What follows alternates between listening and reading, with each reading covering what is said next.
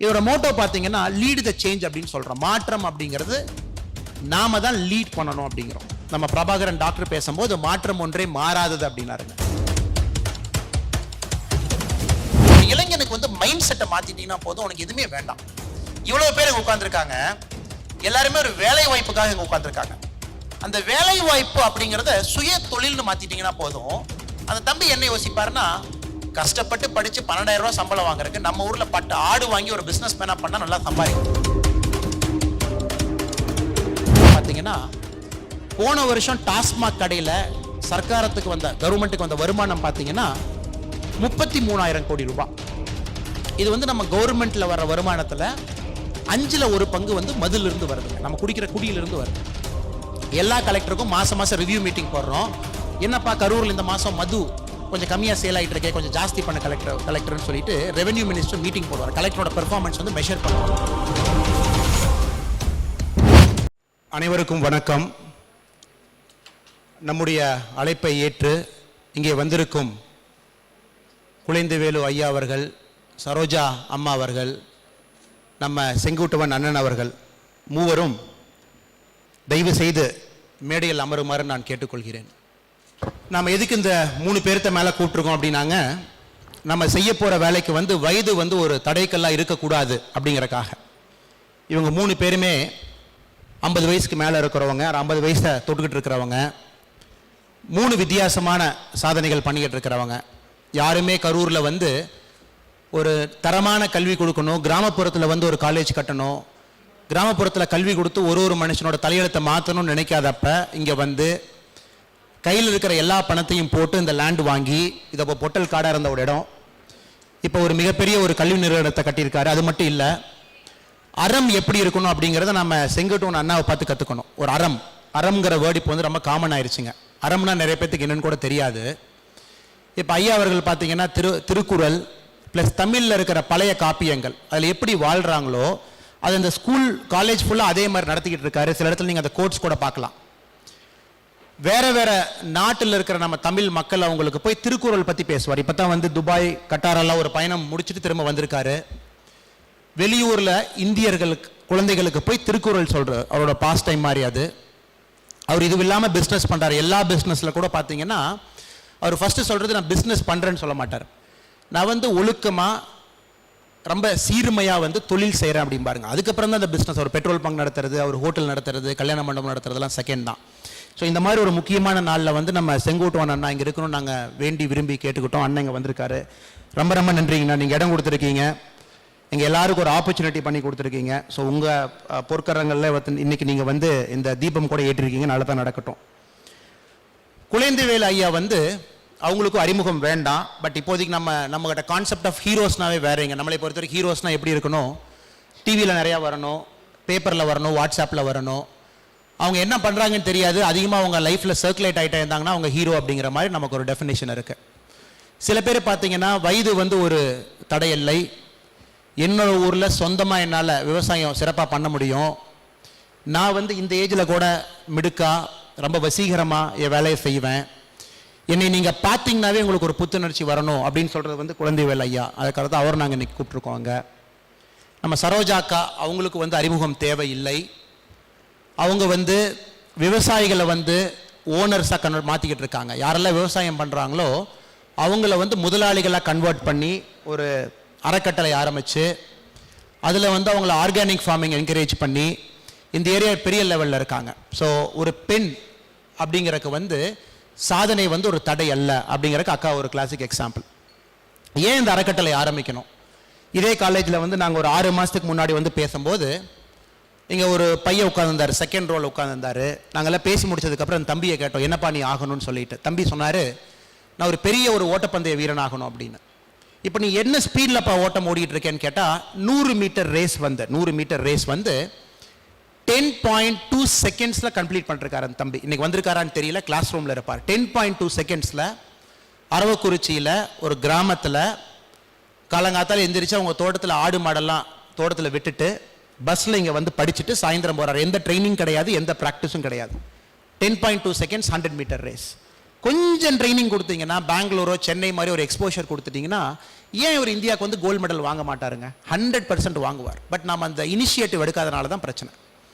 இதே காலேஜில் இதே அரங்கத்தில் இன்னும் ஒரு தம்பி இருந்தார், 19 வயசு. என்னப்பா நீ ஆகணும் அப்படின்னா, எங்கள் ஊரில் வந்து நான் வந்து அவ்வளோ மரங்கள் நட்டிருக்கேன் அப்படின்னாருங்க. கிட்டத்தட்ட 1000 மரங்கள் நான் நட்டிருக்கேன். இன்னும் நான் 10,000 மரங்கள் நடணும், எனக்கு நீங்கள் கொஞ்சம் ஹெல்ப் பண்ணுறீங்களா அப்படின்னு நம்ம தம்பி கேட்டார். நாங்கள் எல்லாத்தையும் கூட பேசுறதுக்கு நாங்கள் அலோவ் பண்ணல. பேசின சில பேர்களோட சாம்பிள் அது. ஸோ இளைஞர்கள் பார்த்தீங்கன்னா ஏகப்பட்ட ஒரு நம்பிக்கையில், தன்னம்பிக்கையில் நிறைய விஷயங்கள் செய்யணும் அப்படிங்கிற ஒரு ஆர்வத்தில் அதிகமாக ரூரல் ஏரியாவில் இருப்பாங்க. ஸோ நாங்கள்லாம் அதுக்கப்புறம் செங்கோட்டையன் அண்ணாட்ட பேசணும், அண்ணா ஒரு ஃபவுண்டேஷன் மாதிரி ஆரம்பிக்கணும், ஒரு தன்னார்வ அறக்கட்டளை மாதிரி ஆரம்பிக்கணும். இவங்கெல்லாம் படிக்கிறாங்க, பட் நம்ம கனெக்ட் பண்ணணுமேங்கண்ணா. நிறைய பேர் வேலை வாய்ப்பு இல்லாமல் இருக்காங்க. கொஞ்சம் சாஃப்ட் ஸ்கில். நமக்கு பெரிய பிரச்சனை என்னங்க, ஒரு இன்டர்வியூ போகும்போது இங்கிலீஷ் பேச தெரியாது. கிராமத்துலேருந்து வந்தனால எனக்கும் ரொம்ப நாள் இங்கிலீஷ் பேச தெரியாது. பட் இங்கிலீஷ் பேச தெரியாது அப்படிங்கிறது தான் நமக்கு ஒரு ஹேண்டிகேப்பாக இருக்குதோ தவிர, எனக்கு வந்து நான் என்னோட சப்ஜெக்டை பற்றி நாலேஜ் இருக்குதுன்னு யாரும் பார்க்கறதில்ல. ஸோ அண்ணா சொன்னார், அந்த மாதிரி ஒன்று ஆரம்பிக்கலாமே, ஸ்போக்கன் இங்கிலீஷ் ஆரம்பிக்கலாமே, கிரிட்டிக்கல் திங்கிங் பற்றி ஆரம்பிக்கலாமே அப்படிங்கிறதுல ஆரம்பித்த ஒரு எண்ணம் வந்து உங்களை மாதிரி 100 பேர் 120 பேர் எல்லாம் வேறு வேறு சந்தர்ப்பத்தில் நம்ம பார்த்து பேசியிருக்கிறோம். நீங்கள் எல்லாமே என்ன சொன்னீங்க, நாங்கள் எல்லாருமே மாற்றம் செய்கிறதுக்கு ரெடியாக இருக்கோம். பட் நாங்கள் கொஞ்சம் பிஸியாக இருக்கோம். எங்களுக்கும் ஒரு ஓன் லைஃப் இருக்குது. சில பேர் பிஸ்னஸ் பார்க்குறீங்க, சில பேர் ஃபுல் டைம் டாக்டர்ஸாக இருக்கீங்க, சில பேர் பஸ் வச்சுருக்கீங்க, டிரான்ஸ்போர்ட் ரன் பண்ணுறீங்க. பட் எங்களால் ஃபுல் டைம் எடுத்தது நடத்த முடியாது. பட் எங்களால் சில மணித்துளிகள் கொடுக்க முடியும், சாட்டர்டே சண்டே கொடுக்க முடியும், எங்களால் கனெக்ட் பண்ண முடியும் அப்படின்னு நீங்கள் சொன்னனால இது உங்கள் எல்லாத்தையும் சேர்ந்து ஆரம்பித்த ஒரு அறக்கட்டளை, வி த லீடர்ஸ் ஃபவுண்டேஷன் சொல்லிட்டு ஆரம்பித்த கட்டளை. இதோட மோட்டோ பார்த்தீங்கன்னா லீட் த சேஞ்ச் அப்படின்னு சொல்கிறோம். மாற்றம் அப்படிங்கிறது நாம தான் லீட் பண்ணணும் அப்படிங்கிறோம். நம்ம பிரபாகரன் டாக்டர் பேசும்போது மாற்றம் ஒன்றே மாறாதது அப்படின்னாருங்க. மாற்றம் கண்டிப்பாக மாறித்தான் ஆகும். இன்னும் 5 வருஷம் கழிச்சு பார்த்தீங்கன்னா உலகம் இதே மாதிரி இருக்காது, கரூர் மாறிடும். ஒரு simple corona virus, simple issue. 34 நாளைக்கு முன்னாடி சைனாவில் உகானில் ஆரம்பித்த ஒரு சின்ன வைரஸுங்க. இன்னைக்கு காலையில் டேட்டா படி பார்த்தீங்கன்னா 91 கண்ட்ரியில் போயிருக்கு. 91 கண்ட்ரீஸில் மக்கள் வந்து கொரோனா VID-19 வைரஸில் அஃபெக்ட் ஆயிருக்காங்க. 1,94,000 பேர் ஹாஸ்பிட்டலில் இருக்காங்க. மேஜர் கண்ட்ரீஸில் எல்லாருமே 8,400 பேர் இறந்து போயிருக்காங்க இந்த கொரோனா வைரஸ்னால. உலகமே பார்த்தீங்கன்னா ஒரு மாதிரி பீதியில் இருக்கு. பெங்களூரில் பார்த்தீங்கன்னா யாரும் கூட வீட்டிலேருந்து ரோடுக்கு வர்றதில்லை. இதெல்லாம் பார்த்தா என்ன தெரியுதுனாங்க, மாற்றம் கண்டிப்பாக மாறாத ஒரு விஷயம். மாற்றம் நடந்தே ஆகும்னு நமக்கு தெரியுதுங்க. நமக்கு இந்த மாதிரி நடக்கும்போது மட்டும்தான் நமக்கு தெரியுது, ஓ எல்லாம் பக்கத்து மனிதர்கள், ஜாதி பேதம் கிடையாது, ஹிந்து முஸ்லீம் கிடையாது, சைனா இந்தியா கிடையாது. ஏன்னா ஒரு நாட்டில் ஒரு சின்ன ஒரு அலர்ஜி ஆச்சுன்னா இன்னொரு நாட்டுக்கு வர்றது கப்புள் ஆஃப் மினிட்ஸுங்க, 3 நிமிஷம் 4 நிமிஷம் போதும். ஒரு சின்ன உதாரணம் கொடுத்தீங்கன்னா, பெங்களூரில் ஒரு நாளைக்கு 234 இன்டர்நேஷனல் ஃப்ளைட்ஸ் லேண்ட் ஆகுதுங்க. 234 ஃப்ளைட்ஸ் லேண்ட் ஆகுது. எவ்வளோ கனெக்டட் பாருங்க நம்மலாம். அதே மாதிரி தான் நம்ம எல்லாருமே கனெக்டட். நம்ம எல்லாம் வேற வேற ரீதியில் நம்ம டிவைட் ஆயிருக்கலாம். நீங்கள் பிஸ்னஸ் மேனாக இருக்கலாம், நான் சிவில் சர்வெண்ட், எக்ஸ் சிவில் சர்வெண்ட்டாக இருக்கலாம், டாக்டராக இருக்கலாம். பட் நம்ம ஒரு செயல்னு செய்யும் போது நம்ம எல்லாமே யுனைட் ஆகுறாங்க. ஸோ அதுக்காக நீங்கள் எல்லாம் வந்திருக்கீங்க, உங்களுக்கு பெரிய நன்றிகள் சொல்லணும். அது ஷார்ட் டைமில் லாஸ்ட் ஒரு 15 நாளில் 10 நாள் உங்களுக்கு இன்விடேஷன் கிடைச்சிருக்கும். நீங்களாம் வேறு வேறு வேலைகள் விட்டுட்டு ஓடி வந்திருக்கீங்க. உங்கள் எல்லாத்துக்குமே பெரிய ஒரு நன்றி. இதில் வந்து லீடர் ஃபாலோவர்னு யாரும் கிடையாதுங்க. அந்த பேப்பரில் கூட நாங்கள் எழுதியிருந்தோம். somebody has to coordinate, somebody has to lead. யாரோ ஒருத்தர் லீட் பண்ணணும். இண்டிவிஜுவலாக நீங்களாம் குழுக்கள் அமைச்சு அதுக்கு ஒரு 20-30 தலைவர்கள் வேணும், சின்ன சின்ன தலைவர்கள். உங்கள் ஏரியாவில் நீங்கள் லீட் பண்ணும்போது ஒருத்தர் கோஆர்டினேட் பண்ணணும். அதான் இதோட ஹோல் பர்பஸுங்க. நான் நிறைய இடத்துல பேசும்போதுங்க மகாத்மா காந்தியை வந்து ஒரு எக்ஸாம்பிளாக சொல்லுவேன். மகாத்மா காந்தி வந்து பார்த்தீங்கன்னா ஒரு 5 நிமிஷம் மகாத்மா காந்தி பற்றி பேசுகிறேங்க. ஏன் இந்த அறக்கட்டளை ரொம்ப இம்பார்ட்டன்ட் அப்படின்னு உங்கள் எல்லாத்துக்குமே தெரியும். ஒரு 1869 பிறந்த ஒரு மனுஷன், எல்லாத்துக்குமே தெரியும். 1869 பிறந்தார். ஒரு பெரிய ஒரு செல்வேந்தர் ஃபேமிலியில் பிறந்தார். அவங்க அப்பா வந்து கத்தியவார் பெனின்சுலாவோட சீஃப் மினிஸ்டருங்க. அவரோட அப்பா சௌராஷ்டிரா பார்ட் குஜராத்தில். காந்தி வந்து 21 வயசில் லாயர் படிக்க போகிறாரு, இங்கிலாந்து போகிறாரு. 23 வயசில் படிச்சுட்டு வர்றாருங்க. 1891 படிச்சுட்டு வர்றாரு. வந்ததுக்கப்புறம் பாம்பேயில் போய் லாயராக வேலை செய்கிறாரு 22 வயசில். இந்த பசங்க அதே வயசில் தான் இருக்காங்க. பாம்பேயில் ஃபர்ஸ்ட் கேஸ் காந்திக்கு வருது. அவருக்கு இங்கிலீஷில் பேச தெரியல. கிராஸ் எக்ஸாமினேஷன் காந்தினால பண்ண முடியல. ரொம்ப அவமானப்பட்டு கூனி குறுகி நம்மளால ஒரு கோர்ட்டில் வந்து கிராஸ் எக்ஸாமினேஷன் பண்ண முடியலையேன்னு சொல்லிட்டு காந்தி என்ன பண்ணுறாருங்க, அங்கிருந்து வெளியே வந்து திரும்ப சௌராஷ்டிராக்கே போகிறாரு. பாம்பேலேருந்தோ எனக்கு அந்த கோர்ட்ல எல்லாம் ஆர்கியூ பண்ண தெரியாது. எனக்கு நான் ஊரில் போய் சின்ன சின்ன டிராஃப்ட் எல்லாம் எழுதுறேன். அந்த லாயர் பார்த்தீங்கன்னா டிராஃப்ட் எழுதி கொடுப்பாங்க. அதில் 100 ரூபா 200 ரூபா 50 ரூபா என்ன வருதோ வாங்கிக்கிறேன்னு சொல்லிட்டு. அப்போ சவுத் ஆஃப்ரிக்காலேருந்து மேத்தான் ஒருத்தர் ஃபோன் பண்ணுறாரு, நீங்கள் சவுத் ஆஃப்ரிக்காவுக்கு வர முடியுமா? 1893 நீங்கள் சவுத் ஆஃப்ரிக்காவுக்கு வர முடியுமா? இங்கே ஒரு கேஸ் இருக்குது, நீங்கள் சால்வ் பண்ணுங்க. அது வரைக்கும் காந்தி பார்த்தீங்கன்னா உங்களை மாதிரி என்னை மாதிரி சாதாரண ஒரு மனுஷன். பணம் சம்பாதிக்கணும், வாழ்க்கையில் நல்லா இருக்கணும், நம்ம ஃபேமிலியை நல்லா வச்சுக்கணும், எங்கள் அப்பா சம்பாரித்து வச்ச பெருமையும் நானும் காப்பாற்றணும்னு நினச்ச ஒரு மனுஷன். 1893 சவுத் ஆப்பிரிக்கா போகிறாருங்க. அப்போ ஜூன் 7 1893 ஒரு ட்ரெயின் எடுக்கிறார். பீட்டர் மேரிட்ஸ்பர்க் அப்படின்னு சவுத் ஆப்பிரிக்காவோட சவுத் பகுதியில் ட்ரெயினில் போயிட்டு இருக்கும்போது ஒரு வெள்ளைக்கார உள்ள உட்காந்துருக்கான். அவன் காந்தியை கேட்குறான், நீ இந்த கம்பார்ட்மெண்ட்டில் வரக்கூடாதல்ல, அது ஃபர்ஸ்ட் கிளாஸ் கம்பார்ட்மெண்ட், நீ எதுக்கு இந்த கம்பார்ட்மெண்ட்டில் உட்காந்துருக்கேன்? காந்தி சொல்கிறேன், இல்லை நான் ஃபர்ஸ்ட் கிளாஸ் டிக்கெட் வாங்கியிருக்கேன், 4 ரூபா 50 பவுண்ட் நான் கொடுத்து வாங்கியிருக்கேன், என்னை எதுக்கு வெளியே போக சொல்கிறீங்கன்னு. உடனே அந்த வெள்ளைக்காரர் என்ன பண்ணுறான், அந்த ட்ரெயின் டிக்கெட் எக்ஸாமினரை கூப்பிட்டு, இங்கே பாருங்க இந்த ஆள் வந்து ப்ரௌன் கலரில் இருக்கான், கருப்பு கலரில் இருக்கான், நம்ம கம்பார்ட்மெண்ட்டில் உட்காந்துருக்கான், அவனை வெளியே போக சொல்லுங்க. காந்தி ஆர்கியூ பண்ணுறாரு, இல்லைங்க நான் டிக்கெட் வாங்கியிருக்கேன், நான் உட்காருவேன் ஃபர்ஸ்ட் கிளாஸ்ல. ஸோ பீட்டர் மேரிட்ஸ்பர்க்கில் ட்ரெயினை நிறுத்தி காந்தியை தூக்கி வெளியே வீசுறாங்க. காந்தியை வெளியே வீசும்போது கூட உங்களை மாதிரி என்னை மாதிரி நார்மல் ஆள் தான் அவர் லைஃப்பை பட்டு மட்டும்தான் அவர் சிந்திச்சுட்டு இருந்தார். வெளியே தூக்கி வீசினோடனே காந்தி கையில் 2 ஆப்ஷன் இருந்துச்சு. பெட்டி படுக்கை எடுத்துக்கிட்டு திரும்ப நான் சவுத் ஆப்பிரிக்கா வேற ட்ரெயினை பிடிச்சி பணம் சம்பாதிக்கணுமா, இல்லை அந்த உலகத்தை மாற்றக்கு நான் நிற்கணுமான்னு சொல்லிட்டுங்க. ஃபுல் குளிரில் கடும் பனியில் ஜூன் 7 1893 நைட் அந்த ட்ரெயின்லேயே பிளாட்ஃபார்மில் படுத்து தூங்குறார். அடுத்த நாள் காலையில் வர ஃபர்ஸ்ட் ட்ரெயினில் திரும்ப ஃபர்ஸ்ட் கிளாஸில் ஏறார். அங்கே இருக்கிற டிக்கெட் எக்ஸாமில் இன்னொருத்தர் இருக்கார், சண்டை போடுறாரு காந்தி, இல்லை நான் ஃபர்ஸ்ட் கிளாஸ் டிக்கெட் வாங்கியிருக்கேன், இந்த ட்ரெயினில் தான் போவேன் அப்படின்னு சொல்லிட்டு அவர் அலோவ் பண்ணுறார். அந்த ட்ரெயினிலிருந்து இறங்கின காந்தி வேற காந்தி, ட்ரெயினுக்கு உள்ளே போன காந்தி வேற காந்தி. ஸோ மாற்றமுக்கு வந்து வெரி இம்பார்ட்டன்ட் காரணம் வந்து மைண்ட் செட்டுங்க. நம்ம மைண்ட் செட் வந்து மாறணும். நான் அப்படின்னு இருக்கிறது வந்து நாம் அப்படின்னு நாம் கொஞ்சம் மைண்ட் செட் மாற்றிக்கிட்டோம் அப்படின்னா நம்ம உலகம் வந்து ரொம்ப சிறப்பாக இருக்கும். அதுக்கப்புறம் காந்தியை பற்றி நம்ம பேசவே வேண்டாங்க. அவர் பண்ண சாதனைகள் ஏராளம். ஒரு நாட்டுக்கு மட்டும் சுதந்திரம் அல்ல, 2 நாட்டுக்கு வாங்கி கொடுத்த தலைவர். 1915 இந்தியா வர்றாரு, பாம்பேல இறங்குறாரு ஷிப்பில். அப்போ கோபாலகிருஷ்ண கோகலே கேட்குறாரு, காந்தி எங்களுக்கு 1 வருஷத்தில் சுதந்திரம் வாங்கி கொடுத்துருவியான்னு. காந்தி சொல்கிறாரு, எந்த விஷயமே 1 வருஷத்தில் ஆகாது, ஃபஸ்ட்டு மக்கள் மாறணும், மக்கள் மாறினாங்கன்னா ஆட்சியாளர்கள் மாறுறாங்கன்னு சொல்லிட்டு. காந்திஜிக்கு 32 வருஷம் தேவைப்பட்டுச்சுங்க. 1915 1947 சுதந்திரம் கிடைக்கும் போது 32 வருஷம். பட் 32 வருஷம் அவர் வந்து விழாமல் போராடினாங்க. ஸோ இந்த அறக்கட்டளைக்கு பார்த்தீங்கன்னா நமக்கு லெசன் என்ன, இன்னைக்கு ஆரம்பிச்சிட்டோம், நல்லா ஜம்முன்னு ஆரம்பிச்சிட்டோம், நீங்கள் எல்லாரும் கூட வந்திருக்கீங்க, உங்கள் டைம் கொடுத்துருக்கீங்க. இன்னும் 3 மாதம் ஆனதுக்கப்புறம் நம்மளாம் பிஸி ஆயிடுவோம், வேறு வேலைகள் பண்ணுவோம், இவ்வளோ சமயம் இருக்குமான்னு தெரியாது. பட் உங்கள்கிட்ட ஒரே ஒரு கமிட்மெண்ட் என்ன, காந்திஜி 32 வருஷம் ஒரே மாதிரி ஒரே குறிக்கோளோட நான் சேஞ்ச் பண்ணணும்னு நினச்சதை நாமளும் பண்ணலாங்க. நம்ம பர்சனல் வேலையை செய்யலாம். பர்சனலாக எனக்கு 1000 வேலைகள் இருக்குது, உங்களுக்கு 1000 வேலை இருக்குது, அதை நம்ம பண்ணுவோம். பட் நம்ம காமனாக ஒரு சமயம் கொடுக்கும்போது, ஒரு சனிக்கிழமையோ ஒரு ஞாயிற்றுக்கிழமையோ ஒரு மாதத்தில் வந்து ஒரு 3 நாட்களோ 4 நாட்கள் கொடுக்கணும்னு நினைக்கும் போது தயவு செஞ்சு நீங்களாம் கொடுப்பீங்கன்னு நான் நம்புகிறேன். அதுதான் வெரி இம்பார்ட்டன்ட்டுங்க இந்த மாற்றத்துக்கு. நம்ம என்ன பண்ண போகிறோம், 3 விஷயங்கள் பண்ணணும் அப்படிங்கிறது என்னோட ஆசைங்க. நீங்கள் எப்படி அதை யோசிக்கிறீங்கன்னு எனக்கு தெரியல. அதுக்கப்புறம் இந்த வெப்சைட்டில் நிறைய ஆப்ஷன் இருக்குது, தமிழ் ப்ளஸ் இங்கிலீஷ் 2மே இருக்குது. உங்கள் கருத்துக்களை போடுங்க, உங்கள் கருத்துக்களை வாங்கிக்கலாம், சேர்ந்து பண்ணலாம். முதல் விஷயம் வந்துங்க, இளைஞர்கள்ட்ட வந்து வேலை செய்யணும். இப்போ விஷ்ணு பார்த்தீங்க அப்படின்னா நம்ம நண்பர், அவர் கரூர் செட்டிப்பாளையத்தில் அவர் இளைஞர்கள்ட்ட வேலை செய்கிறார். அவர் 4 வயசு 5 வயசு 6 வயசு 7 வயசு இளைஞர்கள்ட்ட வேலை செய்கிறாங்க. அவங்க அக்கா எல்லாம் வந்து அவங்க ஒரு தனியாக செட்டிப்பாளையத்தில் பண்ணுறாங்க. பண்ணுறது புதுசு எதுவுமே இல்லைங்க, எல்லாரும் பண்ணிகிட்டு இருக்காங்க. பட் நாம் வந்து 18 வயசுலேருந்து 22 வயசு உள்ள இருக்க இளைஞர்கள்ட்ட வேலை செய்யணுங்க. அதான் என்னோட ஒரு தீர்க்கமான ஒரு வேண்டுகோள். ஏன் வேலை செய்யணும் அப்படின்னாங்க, ஒரு இளைஞனுக்கு வந்து மைண்ட் செட்டை மாற்றிட்டிங்கன்னா போதும், உனக்கு எதுவுமே வேண்டாம். இவ்வளோ பேர் இங்கே உட்காந்துருக்காங்க, எல்லாருமே ஒரு வேலை வாய்ப்புக்காக இங்கே உட்காந்துருக்காங்க. அந்த வேலை வாய்ப்பு அப்படிங்கிறத சுய தொழில்னு மாற்றிட்டிங்கன்னா போதும். அந்த தம்பி என்ன யோசிப்பாருன்னா, கஷ்டப்பட்டு படித்து 12,000 ரூபா சம்பளம் வாங்குறதுக்கு நம்ம ஊரில் ஆடு வாங்கி ஒரு பிஸ்னஸ் மேனாக பண்ணால் நல்லா சம்பாதிக்கலாமே அப்படிங்கிற எண்ணம் வரும்.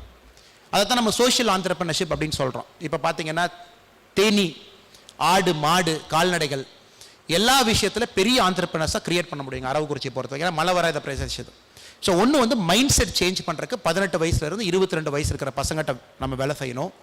நல்ல ட்ரெயினர்ஸ் சென்னையிலேருந்து பெங்களூர்லேருந்து கொண்டு வரலாம், ஒர்க் ஷாப்ஸ் கண்டக்ட் பண்ணலாங்க. அவங்களுக்கு தேவையான கம்யூனிகேஷன் ஸ்கில்ஸ், கிரிட்டிக்கல் ஸ்கில்ஸ் எல்லாமே இந்த அரங்கத்தை யூஸ் பண்ணுறதுக்கு அண்ணன் வந்து நமக்கு பர்மிஷன் கொடுத்துருக்காரு. நம்ம ஒரு டைம் டேபிள் போட்டு அவங்களுக்கு ஒரு 30 டே ப்ரோக்ராம், 45 டே ப்ரோக்ராம் மாதிரி இந்த ஏப்ரல், மே, ஜூனில் அவங்களுக்கு நிறைய டைம் கிடைக்குது. அவங்க வந்து கண்டினியூஸாக 30 டேஸ் 35 டேஸ் பார்ட்டிசிபேட் பண்ணணும். கிளாஸஸ் இருக்கும் மார்னிங்லேருந்து ஈவினிங் வரைக்கும். அவங்களுக்கு எக்ஸ்போஷரும் கொடுக்கலாம், நாலேஜும் கொடுக்கலாம். அதில் அவங்க மாறுவாங்க. இது நம்பர் 1. நம்பர் 2 பார்த்தீங்கன்னா, நாம் வாழ்கிற வாழ்க்கை வந்து இந்த 50 வருஷம் கழிச்சு இந்த மாதிரி ஒரு வாழ்க்கை இருக்குமா அப்படிங்கிறனா அது டவுட்டுங்க. கொரோனா வைரஸ் வந்து ஜஸ்ட் ஒரு டெய்லர் தாங்க. விச் மீன்ஸ் நம்ம வாழ்க்கை முறையை நாம் கொஞ்சம் மாற்றி அமைக்க வேண்டிய ஒரு நிர்பந்தத்தில் நம்ம இருக்கிறோங்க. எப்படி மாற்றி அமைக்கணும்? ஒன்று வந்து நம்ம சாப்பிட்ற உணவு, நம்ம எங்கிருந்து சாப்பிட்றோம் அப்படிங்கிற உணவு, நம்ம உணவு வந்து எங்கிருந்து வாங்குறோம் அப்படிங்கிறது. இப்போ நீங்கள் ஒரு அமெரிக்காவோ இங்கிலாண்டோ பார்த்தீங்கன்னா நீங்கள் சாப்பிட்ற உணவு வந்து 50 கிலோமீட்டருக்குள்ளேயே விவசாயம் செஞ்சு அதை விளைவிச்சு உங்களுக்கு கொடுப்பாங்க.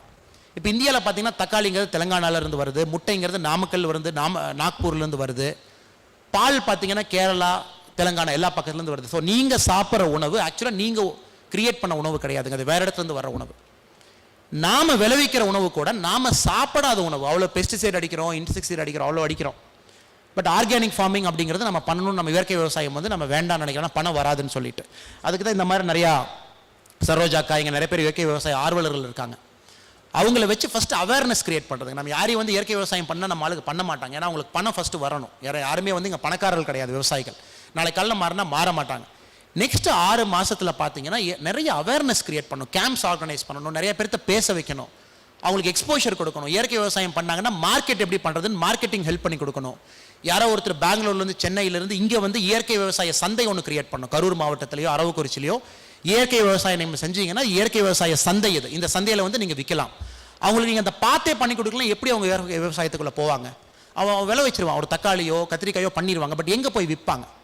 ஸோ இந்த கம்ப்ளீட் சப்ளை செயின் நம்ம கிரியேட் பண்ணதுக்கு அப்புறம் ஒரு விவசாயியை போய் இயற்கை விவசாயம் பண்ணுன்னு சொல்லலாம், அவங்க பண்ணுவாங்க. ஸோ அது ஒரு 6 மாதம் நமக்கு ஒரு கனவு இருக்குதுங்க, அதை நம்ம கிரியேட் பண்ணணுன்னு.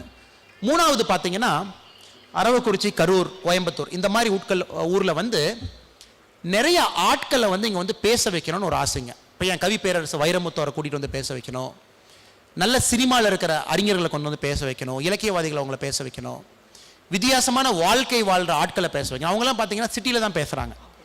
கரூருக்கு யாரும் வரமாட்டாங்க, அரவக்குறிச்சிக்கு யாரும் வரமாட்டாங்க, ரூரல் ஏரியாவுக்கு வரமாட்டாங்க. நம்மளை பொறுத்த வரைக்கும் பார்த்தீங்கன்னா மாதத்துக்கு ஒரு ஈவெண்ட், 2 மாதத்துக்கு ஒரு ஈவெண்ட், 3 மாதத்துக்கு ஒரு ஈவெண்ட், அந்த மாதிரி நீங்கள் வைக்கும்போது முக்கியமான ஆட்கள் கொண்டு வந்து வாழ்க்கையை பற்றி, நம்ம வாழ்க்கை எப்படி வாழ்ந்துட்டு இருக்கோம், மாற்றம் எப்படி வேணும் அப்படின்னு நிறைய பேர்த்த கொண்டு வந்து வீத லீடர்ஸ் ஃபவுண்டேஷன் மூலமாக பேச வைக்கணும். ஸோ பேசும்போது என்ன ஆகுனாங்க, கேட்க மக்கள் கொஞ்சம் கொஞ்சமாக மாறுவாங்க. நம்ம சில விஷயங்கள் வந்து ஆக்ஷன் பண்ணுறோம், சில விஷயங்கள் வந்து பேச்சில் இருக்கும். ஸோ 2 காம்பினேஷன் மட்டும்தான் நம்மளை பொறுத்த வரைக்கும் மாற்றம் வரும் அப்படின்னு சொல்லிட்டுங்க. இப்போ நிறைய பேர், அதுவும் நான் இந்த ஸ்டேஜ்லேயே கிளாரிஃபை பண்ணணும், நிறைய பேர் கேட்பாங்க, இந்த மாதிரி நீங்கள் ஏன் வந்து வேலையை ரிசைன் பண்ணீங்க, நீங்கள் பாலிடிக்ஸ் போகிறீங்களா, இந்த ஃபவுண்டேஷன் எதுக்கு ஆரம்பிக்கணும் அப்படின்னு. அதுவும் வந்து ஒரு ஸ்டேஜில் வந்து எப்பவுமே ஓப்பனாக, ஹானஸ்ட்டாக, டிரான்ஸ்பரண்ட்டாக சில விஷயத்தை வந்து நம்ம கிளாரிஃபை பண்ணுறது எல்லாத்துக்குமே நல்லதுங்க. இப்போ நான் வந்து ஏன் வந்து என்னோட வேலையை விட்டுட்டு வந்தேன், வேலையை வர்றது பெருசு இல்லை, நீங்களும் நிறைய பேர் வேலையை விட்டுருக்கீங்க, புதுசாக நான் எதுவும் பண்ணலைங்க, நீங்களும் வேலையை விட்டுட்டு வேறு வேலையை செய்கிறீங்க, வேலையை வர்றதுங்கிறது பெரிய விஷயம் கிடையாது. நான் எதுக்கு வேலையை விட்டேன் அப்படின்னாங்க, 9.5 வருஷம் வேலை செஞ்சுட்டோம், கிட்டத்தட்ட ஒரு 370 மர்டர்ஸ் பார்த்துட்டேன், கொலைகள் பார்த்துருக்கேன், ஒரு 600க்கு மேலே ரேப் பார்த்துருக்குறேங்க, 10,000 பேருக்கு மேலே ஆக்சிடென்ட்டில் இறந்து போனதை பார்த்துருக்கேன், நிறைய விஷயங்கள் பார்த்துருக்கேன், பார்க்கக்கூடியாத விஷயங்களை பார்த்துருக்கேன், செய்யக்கூடியாத விஷயங்கள் செஞ்சுருக்கேன். 9.5 வருஷத்தில் என் தர்மம் அது பண்ணியாச்சுங்க அது.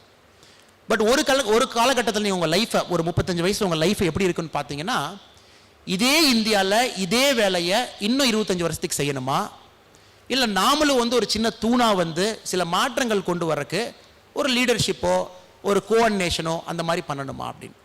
ஏன்னா பல இந்தியாவில் நம்ம யோசிச்சுட்டு இருக்கிறோங்க. ஒரு சின்னதாக ஒரு உதாரணம் கொடுக்குறோன்னா, நான் எஸ்பியாக இருக்கும்போது ஒரு அம்மா என் ஆஃபீஸ்க்கு வந்தாங்க, சார் என் புருஷனை அடிச்சுக்கிட்டே இருக்காங்க சார், கொஞ்சம் சால்வ் பண்ணி கொடுங்க அப்படின்னு. நான் இன்ஸ்பெக்டர் என்ன சொன்னேன், போய் அந்த ஆளை கூட்டிகிட்டு வாயா அப்படின்னு. அந்த ஆள் வந்தார். நம்ம இன்ஸ்பெக்டர் ஓங்கி ஒரு அப்பு விட்டார் அவருக்கு, ஏன் அவன் பொண்டாட்டி அடிக்கிற நீ சாயந்தரம் அப்படின்னு. அவன் சொன்னான், சார் என் பொண்டாட்டி சொல்கிற பிரச்சனையை மட்டும் நீங்கள் கேட்குறீங்களே சார், நான் சொல்கிற பொண்டாட்டி பிரச்சனையும் கேளுங்க சார் நீங்கள் அப்படின்னா. சார் இது வாஸ்தவமான பேச்சு தான், உனக்கு என்னையா பிரச்சனை அப்படின்னா, சார் நான் வந்து ஒரு கார்மெண்ட் இண்டஸ்ட்ரியில் வந்து வேலை செய்கிறேன், 350 ரூபா எனக்கு கூலி, டெய்லி எனக்கு கூலி கொடுப்பாங்க, 10 மணி நேரம் 11 மணி நேரம் வேலை செய்வேன் சார், 6:30 மணிக்கு வேலை முடிஞ்சோடனே உடம்பெல்லாம் வலிக்கும், ஒரு டாஸ்மாக் மாதிரி கர்நாடகாவில் இருக்கிற ஒரு மது அருந்துதல் கடையில் போய் ஒரு கோட்டரை வாங்கிக்குவேன் சார், குடிச்சிக்குவேன், அப்போ தான் எனக்கு அந்த வலி போகும். வீட்டுக்கு போனவுடனே பொண்டாட்டி சும்மா இருக்க மாட்டா சார், ஆரம்பிச்சிருவா, ஏதாச்சும் ஒன்று பேசுவா, இன்றைக்கி குடிச்சிட்டு வந்துட்டான் பாரு, இவன் சரியில்லைன்னு சொன்னோடனே எனக்கு கோவம் வந்துடுச்சு சார், அந்த அம்மாவை அடிப்பேன். நீங்கள் அந்த அம்மாவை நான் அடிக்கக்கூடாதுன்னா நான் குடிக்கிற மது பிரச்சனையை சால்வ் பண்ணி கொடுங்க சார். இதனோட பயங்கரமாக இருக்கேன், நாம் ஒரு பிரச்சனையை சால்வ் பண்ணப்போ இன்னொரு பிரச்சனைக்கு போகிறோமே. ஏன்னா ஒரு கட்டத்தில் வந்து பார்த்தீங்கன்னா சர்க்கார் என்ன சொல்லுது, கவர்மெண்ட் என்ன சொல்லுது, இப்போ தமிழ்நாடு பார்த்தீங்கன்னா போன வருஷம் டாஸ்மாக் கடையில் சர்க்காரத்துக்கு வந்த, கவர்மெண்ட்டுக்கு வந்த வருமானம் பார்த்தீங்கன்னா 33,000 கோடி ரூபாய். இது வந்து நம்ம கவர்மெண்ட்டில் வர வருமானத்தில் 5ல் 1 பங்கு வந்து மதுலிருந்து வருதுங்க, நம்ம குடிக்கிற குடியிலிருந்து வருது. எல்லா கலெக்டருக்கும் மாதம் மாதம் ரிவ்யூ மீட்டிங் போடுறோம். என்னப்பா கரூரில் இந்த மாதம் மது கொஞ்சம் கம்மியாக சேல் ஆகிட்டு இருக்கே, கொஞ்சம் ஜாஸ்தி பண்ண கலெக்டர்னு சொல்லிட்டு ரெவென்யூ மினிஸ்டர் மீட்டிங் போடுவார். கலெக்டரோட பெர்ஃபார்மன்ஸ் வந்து மெஷர் பண்ணுவாங்க. இது வந்து எல்லா ஸ்டேட்லேயுமே நடக்கிறது. தமிழ்நாடு, கர்நாடகா, ஆந்திரா, கேரளா அவங்களாம் பயங்கரம். கேரளாவில் பார்த்தீங்கன்னா ஓணத்தில் மட்டும் 3000 கோடி ரூபாய் குடிப்பாங்க. ஓணம் அன்னைக்கு மட்டும் 3000 கோடி ரூபாய் குடிச்சிட்டு போய் அவ்வளோ கலாட்டாக பண்ணுவாங்க. ஸோ நம்ம வந்து எத்தனை நாள் வந்து இந்த பொண்டாட்டி பிரச்சனையை சால்வ் பண்ணிட்டு இருக்கிறது, சமுதாய பிரச்சனையை சால்வ் பண்ணுறதுக்கு நாமே உந்துதலாக இருக்கக்கூடாது. அது ஒரு காரணம். மது பிரச்சனையை வந்து கை வைக்கணும். இந்த மாதிரி பார்த்தீங்கன்னா எல்லா பிரச்சனையும் நீங்கள் பார்த்தீங்கன்னா டீப்பாக டெப்த்தாக வேரில் பார்த்தீங்கன்னா இன்னொரு பிரச்சனை இருக்குது. அதனால தான் இந்த பிரச்சனை மேல்மட்டமாக நமக்கு தெரியுது. ஒரு போலீஸ்காரன் சால்வ் பண்ணுறது மேலே இருக்கிற பிரச்சனை, பட் கீழே இருக்கிற பிரச்சனை கம்ப்ளீட்டாக வேறு. அந்த பயணத்தை ஆரம்பித்து நம்ம மேங்களூரில், உடுப்பியில், கர்நாடகாவில் சில இடத்துல வந்து நம்ம குழுக்கள் வந்து வேலை செஞ்சுட்டு இருக்காங்க. எல்லா இடத்துலையுமே போகிறோம், பேசுகிறோம், சில விஷயங்கள் நாங்கள் பண்ணுறோம். நமக்குன்னு வந்து அன்ஆர்கனைஸ்டாக கர்நாடகாவில் எதுவும் நாங்கள் ஆர்கனைஸ்டாக பண்ணல, அன்ஆர்கனைஸ்டாக எல்லா இடத்துலையும் வேலை செய்கிறோம். அதே மாதிரி தமிழ்நாட்டில் ஏன் நம்ம சொந்த ஊர், நம்ம பிறந்த கரூர்லேருந்து உங்களே மாதிரி நல்லவர்களை கூட சேர்த்துக்கிட்டு நம்ம இதை ஆரம்பிக்கக்கூடாது அப்படிங்கிறது தான் என்னங்க. இதில் வந்து முன்னாடி பின்னாடி எதுவுமே கிடையாது. சிம்பிள் இஷ்யூ என்னென்னா சேஞ்ச் நடக்கணும். இப்போ நிறைய பேர் கேட்குறாங்க, பாலிடிக்ஸ் போவீங்களா, பாலிடிக்ஸ் ஏன் போகக்கூடாது அப்படின்னு சொல்லிட்டு. இப்போ அரிஸ்டாட்டில் சொன்ன மாதிரிங்க, ஒரு மனுஷனோட highest level of public service வந்து பாலிடிக்ஸ்லாம் பண்ண முடியுங்க. சில பஞ்சாயத்து தலைவர்கள் கூட இங்கே இருக்காங்க. பட் இப்போ இருக்கிற பாலிடிக்ஸ் வந்து ரொம்ப கெட்டு போய் ரொம்ப நாசமாக வெள்ளையும் போட்டுக்கிட்டு ஒரு ஃபோட்டோவை பாக்கெட்டில் வச்சுக்கிட்டு முன்னாடி 10 பேர் பின்னாடி 10 பேர், எலெக்ஷன் அன்னைக்கு காலையில் 1000 முன்னாடி நாள் 500, அந்த மாதிரி பாலிடிக்ஸ் பண்ணுறதில் கண்டிப்பாக பாலிடிக்ஸ் பண்ணணும்னு எனக்கு ஆசை கிடையாதுங்க. பட் நல்லவர்கள் கூப்பிடும்போது நல்ல ஒரு மாற்றத்துக்காக நல்லா நமக்கு ஒரு பாதை தெரியுது, வித்தியாசமாக ஒரு அப்ரோச் இருக்குது, ஒரு அணுகுமுறை இருக்குன்னா நான் மட்டும் இல்லை, கண்டிப்பாக நீங்களும் ஒரு நாள் பாலிடிக்ஸ் வந்து தான் ஆகணும். அது வந்து நீங்கள் யாரும் தடுக்க முடியாத ஒரு சக்தி. அது இப்போ இருக்காது. 5 வருஷம் கழிச்சிருக்கலாம், 10 வருஷம் கழிச்சிருக்கலாம். பட் இப்போதைக்கு ஃபீல்டில் அந்த மாதிரி யாரும் இல்லைங்க. அந்த மாதிரி ஒரு தலைவன் வந்து நமக்கு வித்தியாசமான ஒரு பாதை இருக்குது, இந்த பாதையில் போனால் நாட்டை மாற்றலாம்னு நினைக்கும் போது கண்டிப்பாக நீங்களும் சரி நானும் சரி இல்லைன்னு சொல்லக்கூடாது. அன்றைக்கி அது நம்மளோட கால், அது நம்ம அழைப்பு, அது வரும்போது போகலாங்க. அதுக்குன்னு ரொம்ப நேரம் இருக்குது. பட் இது வந்து எந்த காரணத்துக்கும் ஒரு பொலிட்டிக்கல் ஃபவுண்டேஷன் கிடையாது. நான் பாலிடிக்ஸ் உள்ள கொண்டு வந்துட்டோம் அப்படின்னா நம்ம செய்ய போகிற எண்ணங்கள் வந்து நம்ம செய்ய இதில் வந்து நடக்காதுங்க. It may take a very different turn. So நம்ம எல்லாரும் கூட வேறு வேறு பார்ட்டியில் நீங்கள் இருந்தால் கூட நம்ம ஃபவுண்டேஷனுக்குள்ளே வரும்போது நம்மளோட ஒரே நோக்கம் வந்து நம்ம ஊரில் ஃபஸ்ட்டு ஒரு சின்ன மாற்றத்தை ஏற்படுத்த முடியுமா. காந்திஜி அவர் 1893 ஜூன் 7ஆம் தேதி அந்த பிளாட்ஃபார்மில் நைட்டு தூங்கிட்டு காலங்காத்தால் எந்திரிச்ச போது டிஃப்ரெண்ட் காந்தி, சேம் காந்தி இல்லைங்க. அதே மாதிரி இந்த ஃபவுண்டேஷனில் வந்து நம்ம வேலை செய்ய ஆரம்பித்து நம்ம வெளியே போனால் வேறமான ஒரு மனிதர், அதே மனிதர் கிடையாது அப்படிங்கிறது தான் என்னோட மிகப்பெரிய ஒரு வேண்டுகோள் உங்கள் எல்லாத்துக்கும் கூடங்க. ஸோ அதான் காரணம், இதுதான் என்னங்க, இதுதான் வந்து விஷயம். இந்த மாதிரி நீங்கள் ஃபவுண்டேஷனில் ஆரம்பிக்கிறீங்க, உங்களுக்கு நிதி உதவி எங்கேருந்து வருது?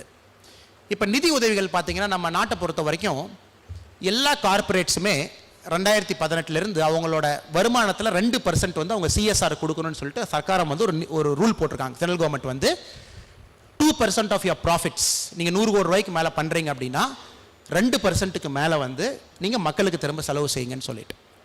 ஸோ என்னை பொறுத்த வரைக்கும் இந்த இந்தியாவில் வந்து நல்ல விஷயங்கள் செய்யும் போது நிதி அப்படிங்கிறது ஒரு பெரிய விஷயம் கிடையாதுங்க. The people in Bengaluru, Chennai, Delhi நல்ல ஆட்கள் வந்து பேக் பண்ணுறதுக்கு ரெடியாக இருக்காங்க. யாரோ உங்களை மாதிரி இளைஞர்கள் வந்து லீட் பண்ணி நல்ல ப்ராஜெக்ட் பண்ணாங்கன்னா பணம் அப்படிங்கிறது இந்த இந்தியாவில் ஒரு தடை கிடையாதுங்க. நம்மளோட எண்ணங்கள் வந்து ஒழுக்கமாக இருக்குது, நம்மளோட ஆக்ஷன் வந்து ரொம்ப சுத்தமாக இருக்குது, நம்மளோட பெடிகிரி ரொம்ப நேர்மையாக இருக்குது. அப்படிங்கும்போது இந்த ஃபவுண்டேஷனை இன்னும் 100 மடங்கு 1000 மடங்கு 10,000 மடங்கு பண்ணக்கூடிய கெப்பாசிட்டிக்கு நமக்கு நிதி வேணும்னா கூட அந்த நிதியை நாங்கள் திரட்டி கொண்டு வந்து கரூரில் நாங்கள் கொடுக்குறோம். ஸோ கண்டிப்பாக அதை பற்றி நீங்கள் எதுவும் யோசிக்க வேண்டாம். இப்போ நம்ம ஆரம்பிக்கிறோம் 2 வருஷம் கழிச்சு எப்படி இருக்கும். So that is not an issue. நானும் கிட்டத்தட்ட ஒரு 35 நிமிஷம் 40 நிமிஷம் பேசிட்டேங்க. நீங்கள் வந்தவங்க எல்லாருக்குமே ஒரு மிகப்பெரிய நன்றிகள். ஏன்னா நீங்கள் இன்றைக்கி வந்தவங்க எல்லாமே மாற்றத்தை எதிர்பார்த்து வந்தவங்க. வேறு ஃபவுண்டேஷன் மாதிரி ஆரம்பித்து நிதி உதவி செய்கிறோம், இல்லாதவங்களுக்கு வந்து பணம் கொடுக்குறோம் அப்படிங்கிறத விட நம்ம யாருக்குமே மீன் கொடுக்கலைங்க, மீன் எப்படி பிடிக்கணும்னு சொல்லி கொடுக்குறோம். இது ரெண்டுக்கு பேசிக் டிஃப்ரென்ஸ் இருக்குது. We are teaching people how to fish. நம்ம யாருக்கும் மீன் கொடுத்தீங்கன்னா 1 கிலோ மீன் கொடுத்தீங்கன்னா இன்றைக்கி நைட் சாப்பிட்ருவாங்க, அன்றைக்கி காணாமல் போயிடும் அடுத்த நாள் காலையில். பட் நம்ம இளைஞர்களுக்கு வந்து மீன் எப்படி பிடிக்கலான்னு சொல்லி கொடுக்கலாங்க. ஸோ வந்து 1000 கேஜி 10,000 கேஜி 20,000 கேஜி மீன் பிடிப்பாங்க.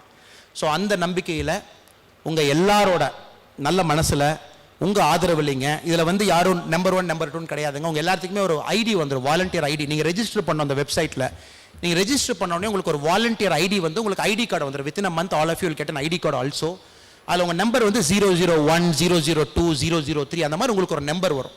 ஸோ நம்ம ஃபவுண்டேஷனில் வந்து யாருக்கும் ரேங்க் கிடையாது, கோஆர்டினேட்டர்னு ஒருத்தர் இருக்காரு, மிச்சவங்க எல்லாத்துக்குமே நம்பர் தான் ஐடிங்க. 1 2 3 113 115 அதான்.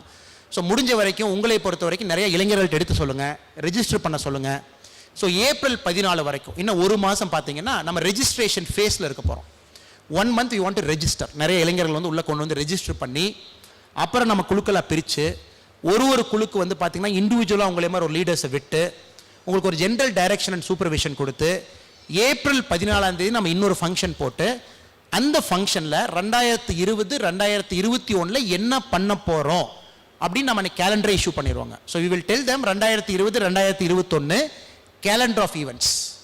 ஸோ ஏப்ரல் 14 2020 ஏப்ரல் 14 2021 வரைக்கும் we will issue a calendar of events so that உங்க எல்லாருக்குமே கிளாரிட்டி இருக்கும். நெக்ஸ்ட் ஒரு வருஷத்துக்கு நம்ம என்ன பண்ண போகிறோம், எங்கே பண்ண போகிறோம், உங்கள் டைம் நீங்கள் எப்படி கொடுக்கணும்னு சொல்லிட்டு. ஸோ மொத்தமே உங்கள் எல்லாத்துக்கும் கூட இங்கே வந்திருக்கிற இளைஞர்கள், இங்கே வந்திருக்கிற தன்னார்வ தொண்டர்கள், சில பேர் பார்த்தீங்கன்னா வேறு தன்னார்வ நிறுவனத்தில் கூட இருக்கீங்க. நம்ம சகாயம் ஐயா கிரியேட் பண்ண மாற்றுப்பாதையில் சில பேர் இருக்கீங்க, அங்கேருந்து கூட சில பேர் வந்திருக்கீங்க. சில பேர்லாம் வேறு இதுலேருந்து வந்திருக்கீங்க. எல்லாருமே மோஸ்ட் வெல்கம். இதில் வந்து நான் நீ அவருன்னு யாருமே கிடையாதுங்க. எல்லாரும் சேர்ந்து பண்ணலாம். சில பேர் சில அரசியல் கட்சியிலேருந்து கூட வந்திருக்கீங்க. சில பேர் நான் சொன்ன மாதிரி வந்து பஞ்சாயத்து தலைவர்களாக இருந்திருக்கீங்க. பரவாயில்ல, நோ ப்ராப்ளம். ஏன்னா இங்கே நம்ம வந்ததுக்கப்புறம் மாற்றம் அப்படிங்கிறத மட்டும் நம்ம ஒரு குறிக்கோளாக வச்சு நம்ம செய்ய போகிறோங்க. ஸோ அதில் வந்து பாலிடிக்ஸ் எதுவும் முன்னாடி வராது. நீங்கள் இன்னொரு இயக்கத்தில் செய்கிறது முன்னாடி வராது. முஸ்லீம், ஹிந்து, கிறிஸ்டியன், புத்திசம், ஜெயினிசம் முன்னாடி வராது. நான் doctor, engineer, X civil servant முன்னாடி வராது. நான் வந்து கூலி தொழிலாளி, பணக்காரன் முன்னாடி வராதுங்க. இங்கே எல்லாருமே we will be called only by numbers 001 002 003. Last ஒரே நிமிஷத்தில் முடிக்கணும் அப்படின்னாங்க, நாளைக்கு காலையில் நம்ம வாழ்க்கை வந்து நம்ம கையில் நிச்சயமாக கிடையாதுங்க. நிச்சயமாக கிடையாது. நம்ம யாராச்சும் இங்கே இருந்தால் கூட இல்லை நாளைக்கு காலையில் எனக்கு இந்த மாதிரி நடக்கும்னு நம்ம நினச்சோம்னா அது புத்தா சொல்லுவார், இட் இஸ் கால்ட் சங்காரா அப்படிம்பார் பாலியில். சங்காரா அப்படிங்கிறதுங்க ஒரு மனுஷனோட எக்ஸ்பெக்டேஷன். நாளைக்கு என்ன நடக்கும், அடுத்த வாரம் என்ன நடக்கும், அதுக்கு அடுத்த மாதம் என்ன நடக்கும்னு சொல்லிட்டு. என்னையை பொறுத்த வரைக்கும் நாளைக்கு காலையில் நம்ம யாரும் நிரந்தரமாக கிடையாதுங்க. அது கொரோனா வந்ததுக்கப்புறம் நம்ம எல்லாத்துக்கும் கூட ரொம்ப ஆழமான ஒரு பதிவு என்ன அப்படின்னா, இருக்கிற வாழ்க்கையை அன்னைக்கு ரொம்ப சிறப்பாக வாழலாம், நாளைக்கு என்ன நடக்குமோ நடக்கட்டும் அப்படிங்கிறது கூட அந்த ஃபவுண்டேஷனோட எண்ணம். அதனால் ரொம்ப பெருசாக பிளான் பண்ணி இந்த மாதிரி பண்ணணும் அந்த மாதிரி பண்ணணும் அப்படிங்கிறத விட ஒரு நாள் கூட மிக சிறப்பாக வேலை செய்வாங்க. ஒரு பேசிக் ஐடியா வச்சுக்கலாம். கேலண்டர் ஆஃப் ஈவெண்ட்ஸ் அந்த 3 பாயிண்ட்ஸில் நம்ம அட்டாச் பண்ணி நம்ம வேலையை செஞ்சுக்கிட்டு போவோம். கரூர் மாவட்டத்தில் ஃபஸ்ட்டு மாற்றத்தை துவக்குவோம். பக்கத்து மாவட்டம் ஆட்டோமேட்டிக்காக நம்ம மக்கள் வருவாங்க. கோயம்புத்தூரும் போகலாம். நாம் கோயம்புத்தூர்லேயும் மாற்றத்தை பண்ணுவோம். ஏன்னா படித்த ஊர் அது, நிறைய பேர் அங்கேயும் ஆர்வமாக இருக்கிறாங்க. ஒரு 5 வருஷம் 10 வருஷம் ஆனதுக்கப்புறம் நம்ம விவேகானந்தர் சொன்ன மாதிரி அலை எடுத்துட்டிங்க அப்படின்னா அந்த அலையை ஸ்டாப் பண்ண முடியாது. துளியை ஸ்டாப் பண்ணலாங்க. 1 துளி 2 துளி 5 துளியை நீங்கள் ஸ்டாப் பண்ணலாம். பட் அலையை வந்து ஸ்டாப் பண்ண முடியாதுங்க. சுனாமி வரும்போதெல்லாம் நமக்கு சொல்லிக் கொடுக்குற பாடம் அது. அலை வந்துச்சுன்னா அதுக்கு முன்னாடி மனுஷர்கள் வந்து வெறும் ஒரு சின்ன ஒரு புள்ளி தான். அது மாதிரி இது அலையாக வரட்டும். உங்கள் எல்லாருமே நீங்கள் லீடர்ஸ், அதான் வி த லீடர்ஸ்னு சொல்லியிருக்கிறோங்க. நீங்கள் எல்லாருமே ஒரு தலைவன். உங்களுக்குள்ள இருக்கிற தலைவனை வெளியே கொண்டு வர பொறுப்பு என்னோட பொறுப்புங்க. உங்களுக்கு அந்த ஆப்பர்ச்சுனிட்டி கிரியேட் பண்ணுறது, அந்த மாதிரி உங்களுக்கு ஒரு ஹேண்ட் ஹோல்ட் பண்ணுறது, அதான் என்னோட ஒரே வேலை. உங்களுக்குள்ள இருக்கிற ஒரு தலைவனையும் வெளியே கொண்டு வந்துட்டா நம்ம நாட்டில் வந்து 130 கோடி தலைவன் உருவாயிருவான். அத்தனை தலைவர்கள் உருவாயிட்டாங்கன்னா தொண்டர்களே நமக்கு வேண்டாம். இப்போ இருக்கிற சமுதாயம் வந்து தொண்டன் வேணும்னு கேட்குற சமுதாயத்தில் நம்ம தலைவர் வேணும்னு கேட்குற ஒரு சமுதாயமாக நம்மளை மாற்றுவாங்க. ரொம்ப பேஷன்ஸாக நீங்கள் எல்லாரும் கூட லாஸ்ட் ஒரு 40 நிமிஷம் நான் பேசுகிறத கேட்டு வந்தீங்க. உங்களுக்கு என்ன நன்றி சொல்கிறதுன்னு எனக்கு தெரியல. இல்லை நன்றி சொல்லணும்னு அவசியம் கிடையாதுங்க. ஏன்னா நீங்கள் நானும் சேம் தான். நான் உங்களுக்கு நன்றி சொல்லி நீங்கள் எனக்கு நன்றி சொன்னது நல்லா இருக்காது. நம்ம வேலையில் நம்ம பண்ணுற நேர்த்தியான திட்டத்தில் நம்ம யாருன்னு காட்டுவாங்க. யாருக்கும் ஈகோ ப்ரூவ் பண்ணணும்னு அவசியம் கிடையாதுங்க. ஹம்பிளாக ஈகோ இல்லாமல் சின்ன வேலைகள் அங்கங்கே செஞ்சுக்கிட்டு வரலாங்க. So thank you so much. மற்றும் ஒரு முறை நம்ம செங்கோட்டுவன் அண்ணா அவர்கள், குழந்தைவேல் ஐயா அவர்கள், மேடையில் இருக்கும் நம்ம அக்கா அவர்கள், சரோஜா அக்கா அவர்கள், இங்கே இருக்கிற ஒரு மனிதர்கள் அவர் கூட, இங்கே இருக்கிற இளைஞர்கள் அவங்க எல்லாத்துக்கும் கூட என்னோட நன்றிகள் நான் உங்களுக்கு சொல்லிடுறேன். Thank you so much. மாற்றம் ஆக்சுவலாக உருவாயிருச்சுங்க. நான் போய் எக்ஸிக்யூட் மட்டும்தான் பண்ணணும். ஆண்டவன் நம்ம எல்லாத்தையும் ரொம்ப நல்லா பார்த்துக்கிட்டுங்க. Thank you so much.